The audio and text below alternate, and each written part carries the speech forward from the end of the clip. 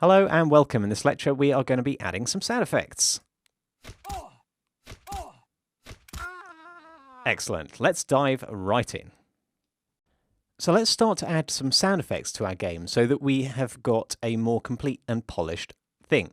Now, let's talk about what sound effects I'm going to be adding in. You might want to add more than me, but this is what I'm going to start off with as a minimum. So we're going to have one for on taking damage, so a hurt sound, a kind of oomph kind of sound.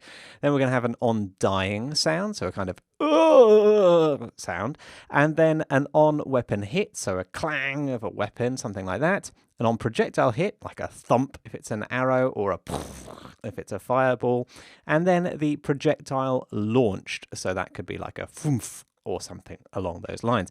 Now, if you don't have your own sound effects yet and you just want to put placeholders in, then do just record into the microphone or your phone or something like that and just have some placeholders like I literally just did. And that is actually what I've done for the on die animation, the sound effects. And we've got some sound effects to get you started off in the sound effect pack. It's not at all a complete set, but it is something that might get you started. So if you go ahead and download that, unzip it, and drag it into your project now, then what you will see is that you've got some sound effects for area of effect attacks, attack hit sounds, some taking damage, ouch sounds. We have even got the die sounds, ones that I've actually recorded myself in Audacity. So if we go ahead and import those, it is going to take them into the GameDev.tv assets folder, and it should be underneath the SFX folder here. Now, the next step is to bring these sound effects into the game world. And to do that, we need to add some audio sources, which are basically the places from which these sound effects emanate. And they are components, as you might imagine. Now, there's two parts to the audio system in Unity. The one is the audio source. The other is the audio listener. The audio listener at the moment exists on our camera. So our camera has this audio listener component. You can see it has basically no properties. It just acts as a ear or receptor to the sounds that are coming from the world. And then we've got to create our audio sources. So let's start off with the first on the list, which is taking damage. Now, we can actually do this already because we have a Unity event for this. So if I go and find my character prefab, then you will see that we've got a health component. The health component has got a Unity event, and that can be used to call things, and we can use that to play a audio source. So I'm going to go ahead and create an empty game object to put our audio source on. Now, you could put the audio source directly on the character, but we're going to have multiple audio sources, and as we'll see later, audio sources are a 3D thing.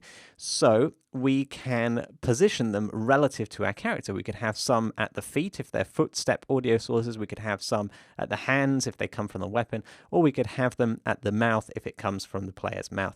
So what we can do is name this the damage sound. And then we're going to add a component, audio source.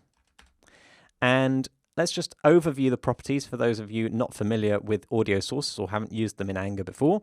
The main properties we're going to be interested in are the audio clip, the play on awake, the volume, and the spatial blend.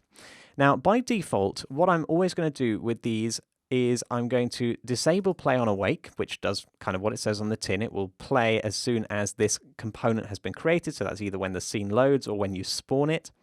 And then there is the spatial blend, which allows you to say this sound is completely 2D. This means that no matter where you are in the world, the volume will be the same. That is probably what you'd use for music and stuff like that, or maybe some sorts of dialogue as well. And 3D is completely the opposite end of the spectrum. It's entirely dependent on where you are in the world. So if the audio listener is far away, it will be quieter. If it's close by, it is going to be louder. It also affects stereo. So if your audio listener is facing off to the right, then you'll hear it in your left ear. If it's facing off to the left, then you'll hear it in your right ear. It does all of that sort of stuff for you automatically. So generally, we are going to be wanting to not play on awake and have it triggered by some sort of gameplay event.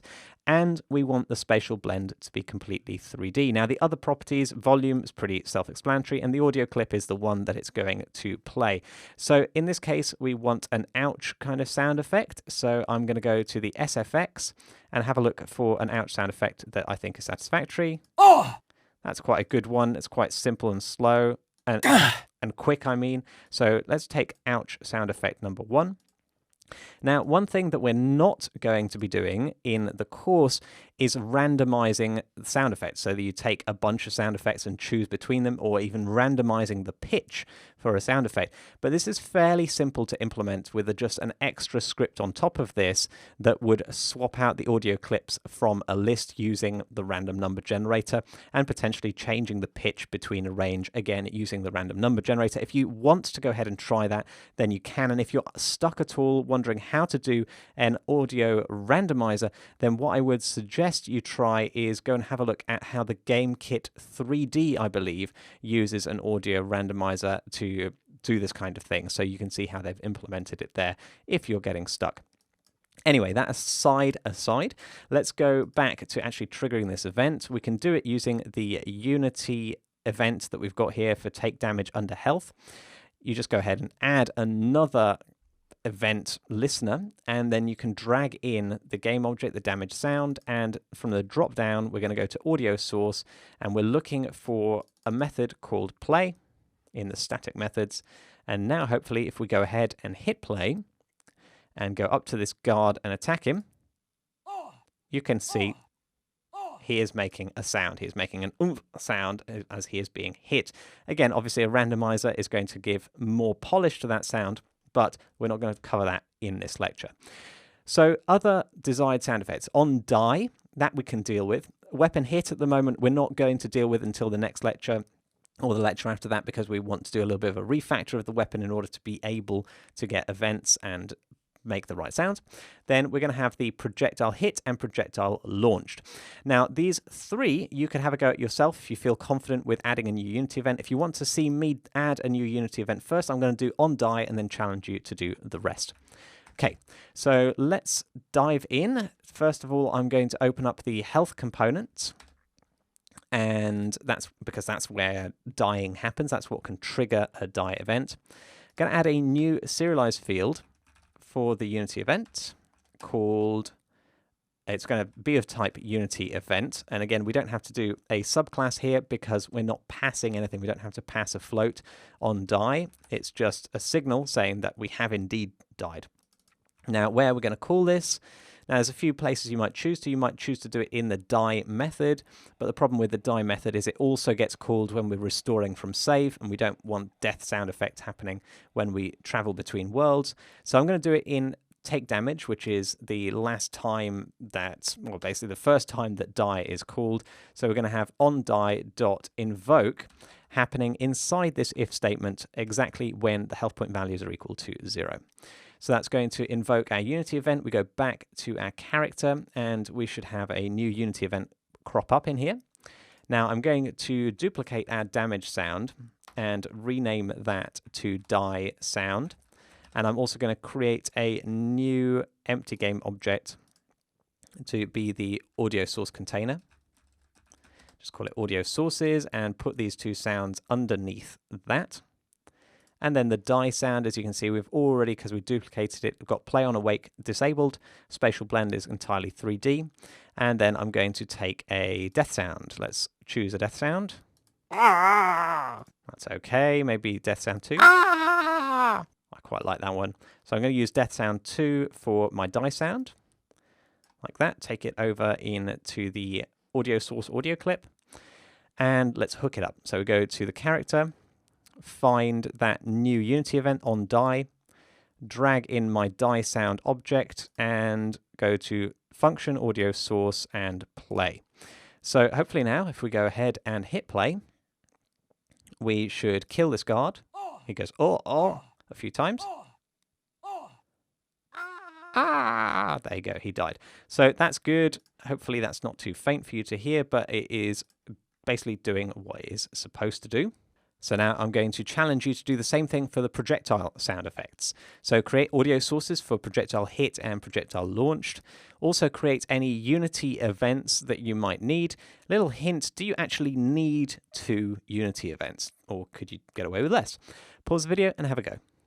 Okay, so hopefully you cottoned on that we might only need 1 Unity event, and indeed the projectile launched could just be done as a play on awake, because the projectile launching actually spawns something new. So, okay, let's go and find our projectiles. I'm going to start by copying our 2 audio sources in here. And then I'm going to go into projectiles, find the root arrow projectile, and I'm going to paste in those audio sources. And I'm going to rename it from the launch to launch sound and hit sound, like so. Now the launch sound, as I said, we want to make a play on awake. Cool. And then we want some sound effects. So let's go to our sound effect folder under Game Dev Assets, SFX. And we have got I think the hit sounds are the ones that I'm going to want to use. And I think hit sound 1 is good for a launch. And I think hit sound 2 is good for impact. So we're going to use launch sound is hit sound 1. And then hit sound 2 is going to be for the actual hit. Okay, and then we're going to go over to actually create this event. So we're going to find our projectile CS, create a new event up at the top. So it's going to be a serialized field, type Unity event, and we have to include the right thing. So using Unity engine.events, and then we are going to call this on hit. Now, where are we going to do this? We're going to do this on our onTrigger enter down here. We've got a bunch of hit effects being instantiated, the things that need to be destroyed. And actually, just before all of this, I'm going to do on hit invoke. And then we can go ahead over to the inspector to hook this up to our hit sound. So let's go to the root of the arrow projectile, add a new listener to on hit, drag in hit sound, and then select the play function from the audio source. And finally, yeah, on launch should be happening on play on awake. So let's go and get hit by some arrows, shall we? Don't hear that every day. Let's go over to the bridge. There you go. We've got an impact sound and the launch sound as well. That's sounding good. And we've also obviously got our hurt sound, our ouch, happening when the player is being hit, because the player is a character too. Okay, so that's all good for the arrow. We're just going to do the same thing, copying those audio sources, going over to our other projectile, which is the fireball, paste it in here. And we're just going to want to change out our hit sounds and link it up. So add a listener for the hit sound. You know how to do this by now.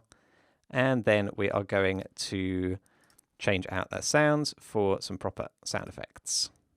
Now, I think that hit sound 5 sounds like a good launch. And I think the power attack hit sounds like a good impact. Like that. So I'm going to use it like so. So 5 for launch. Let's just check that I got that right again.